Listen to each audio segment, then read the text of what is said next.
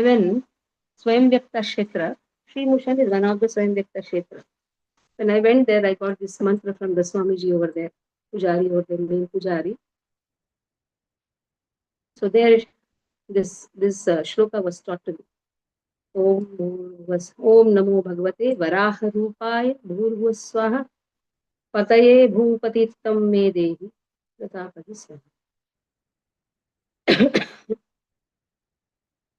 So today's Dwadashi is very important. So third canto, you have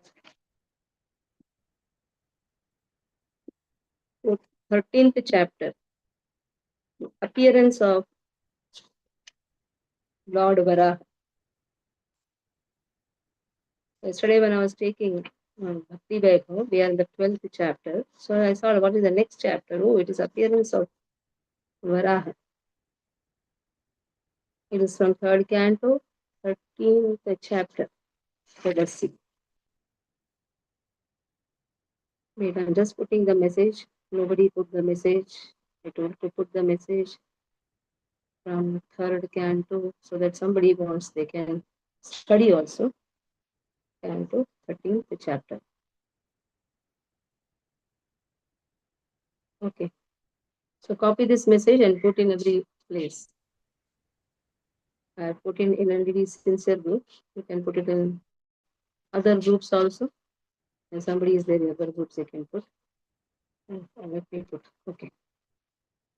So now you are Sukadeva Goswami. He is saying that Lord Krishna is so pleased and pleased with Vidura. Sage Maitreya was also very pleased with Vidura. And in this way, the setting of the scene is going on.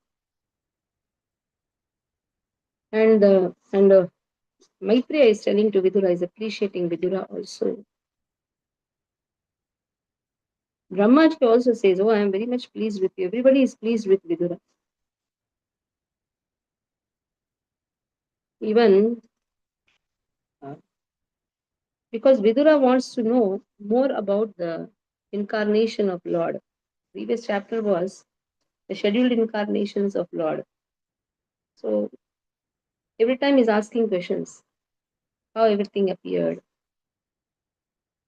So now he wants to know more about Varaha Swami. So in this way here,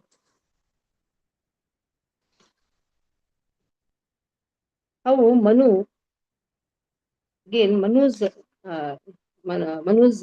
conversation is also there. I want to know how Lord lifted the earth from the water. Because you have given me the position, saying to Brahmaji, you have given me the position, but I want to know how Lord lifted. What happened exactly? So Maitreya Vidura Sambad.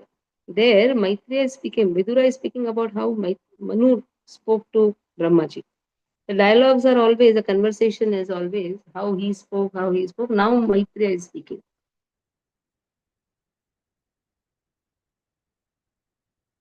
When the earth was merged in the water, Brahma, he was paying his attention for a long time, how to get it lifted. Now Brahma is completely in anxiety. He's thinking, Parameshti tupam madhye tatha sanma vikshagam. How to lift this Mother Earth? So Lord has engaged me in the process of creation, but this Mother Earth is under the water and it has gone so much to the depth. How am I going to do the creation? And the creation 14 planetary system, in that Mother Earth has gone down. So let me go and take shelter of Almighty Lord. He can only direct me. So in this way, he was contemplating on Krishna.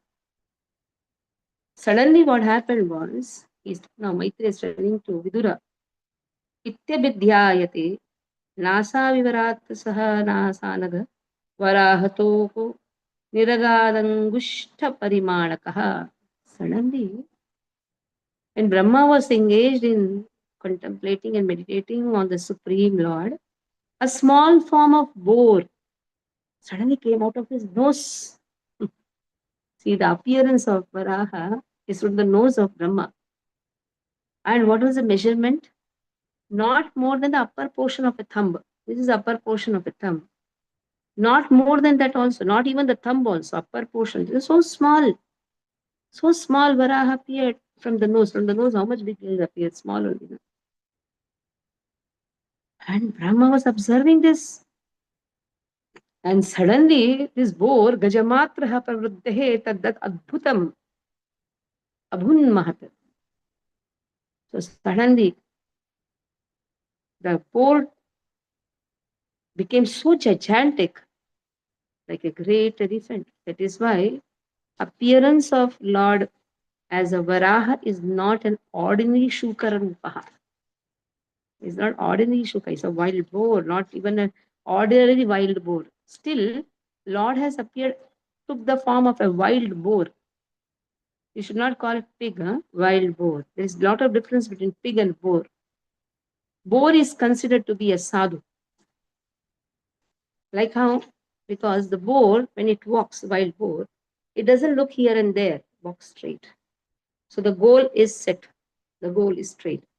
The moment you come before the wild boar, it will throw you with its tusk. If you stand on the sides, it will not harm you. That is wild boar. Its goal is straight. Its goal is straight. And then wild boar, it does not eat any foul things like how the pigs eat. Wild boar stays near the roots of the tree. They eat only the bulbs. So just see, like a sadhu. Sadhu, when he meditates, when he goes for meditation, he only thinks about the roots and the bulbs. He's sustaining on that. He's not interested in anything else. So that is why Lord appeared as a wild boar. And when this wonderful boar-like form was there in the sky, Brahma was completely in wonder. And now all the Brahmanas like Marichi, Kumaras, Manu, they are all arguing in different ways. So who is this personality? That is the biggest now question. Who is this personality who has come as a boar?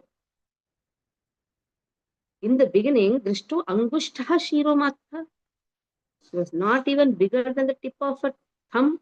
But within a moment, it became so large as a stone.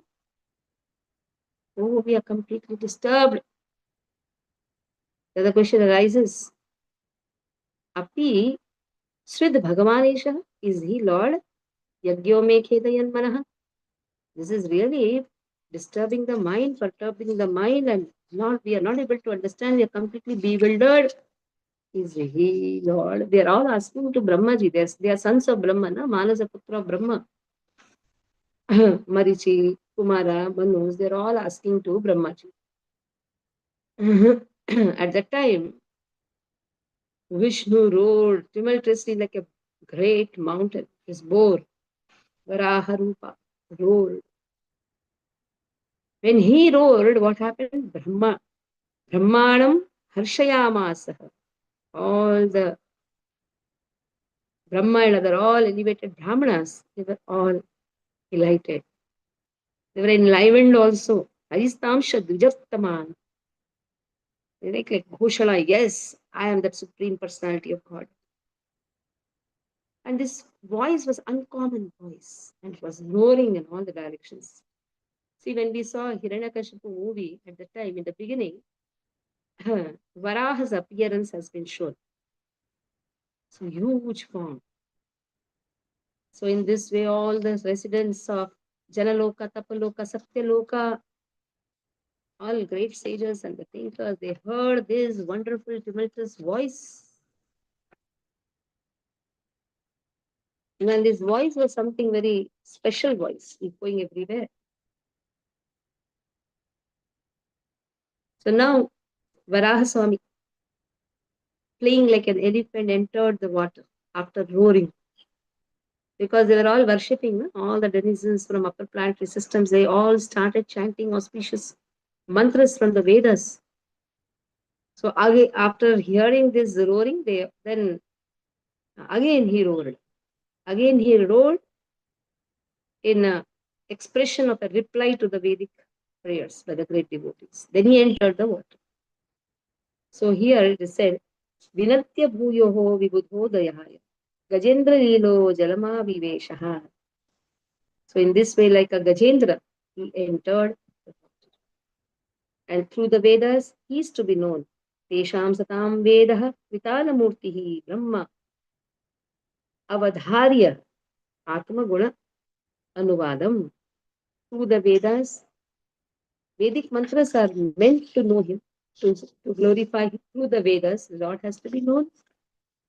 So in this way, before entering the water to rescue the earth, Lord Boar flew in the sky in happiness.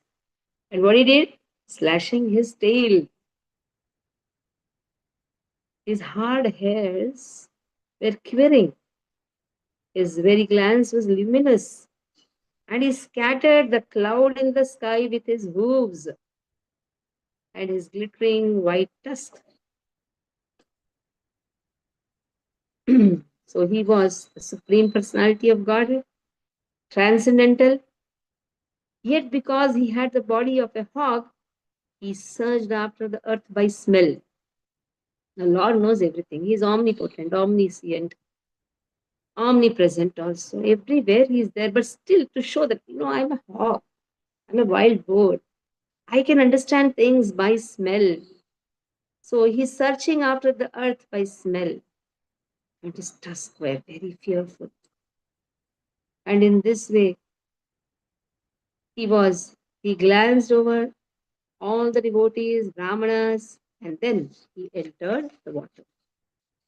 They saw that he is searching Mother Earth.